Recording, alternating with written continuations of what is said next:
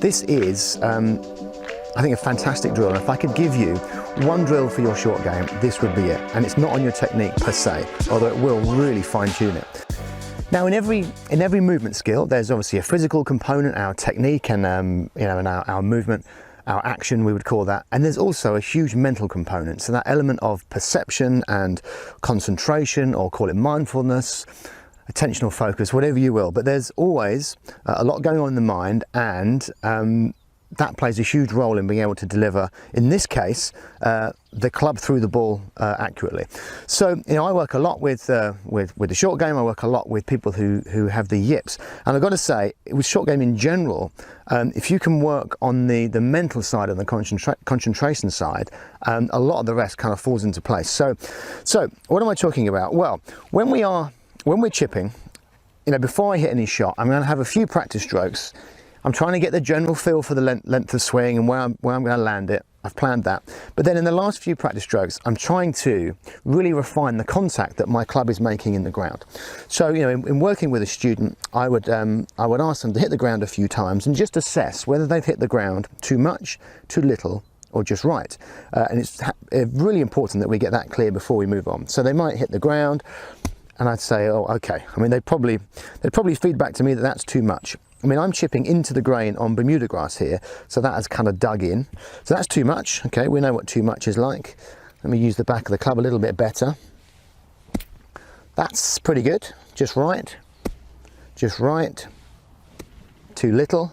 And oftentimes what I find is that players are trying to skim the grass too lightly, and in that way they're just teetering on the edge of hitting it too clean and thinning it, or hitting it off that bottom groove. The club needs to be hitting the ground in a way that you can feel the thud of the back of the club hitting the ground, yet it doesn't dig in, it skids. So it needs to be a thud and then a skid. Okay, let's get back to our contact in the ground. So I'd establish that contact in the ground, make sure that we're all aware of what is just right. And then the skill is, can we make that exact contact when the ball is there? Which sounds pretty straightforward, but this is much harder than you would think. Most players either avoid the scuff altogether when the ball is there, or go very steep all of a sudden. So we'll establish the mark we're after. Too light. Okay, that's better. Can I make that exact same motion? And that means keeping my attention in the same place, which is on the fluid motion of the club and that scuff pattern that I'm trying to create. And that was, I would say, pretty much spot on. Now, I've put a lot of time into the exercise over the years, and it really holds my short game together.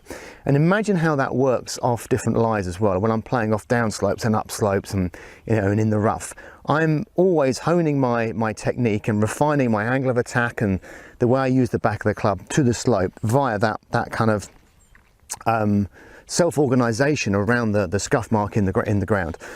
As I say, it's a fantastic mental exercise. If you find that you are struggling to make the same scuff between practice and ball, you've got to ask the question why, and it has to be some element of mental focus. If you've enjoyed this video, then please click subscribe, and I'll keep you up to date with more coaching information. And if you really want to take your game to the next level, then please visit my website, golfcoach.online, where you'll see there my subscription channel, which is Golf Coach Access, which is all about building a golf coaching and education community and having really structured long-term programs. And the best thing is you can get immediate free access.